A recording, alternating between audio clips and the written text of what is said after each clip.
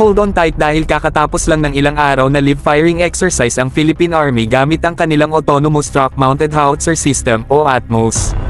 Ito'y 155mm 52 caliber self-propelled artillery pieces na pinakabagong dagdag sa kanilang armas at sobrang galing talaga.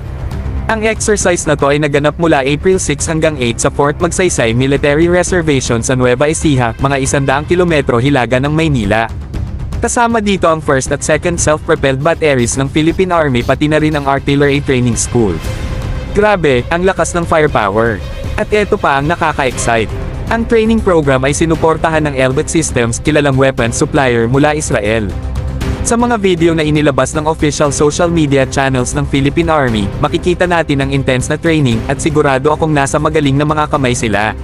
Noong 2020 ng Abril, nagbigay ng go signal ang Philippine Department of National Defense sa Elbit Systems para sa ATMOS acquisition.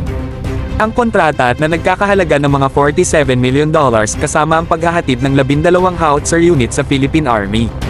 At alam nyo ba, na-deliver lahat ng 12 units ng maayos noong 2021 ng Disyembre. Ang ATMOS 155mm howitzer system ay talagang kahanga-hanga. Ito ay dinisenyo bilang isang shoot-and-scoot weapon na madaling ma-deploy sa kahit anong terrain at challenging na lugar. Gamit ang advanced electronic suite nito kasama ang inertial navigation system, precision targeting na lang ang kailangan mo para sumabog ang kalaban.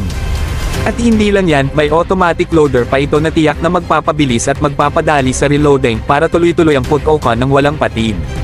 Parang isang symphony ng destruction pinag-isa ng may kahusayan.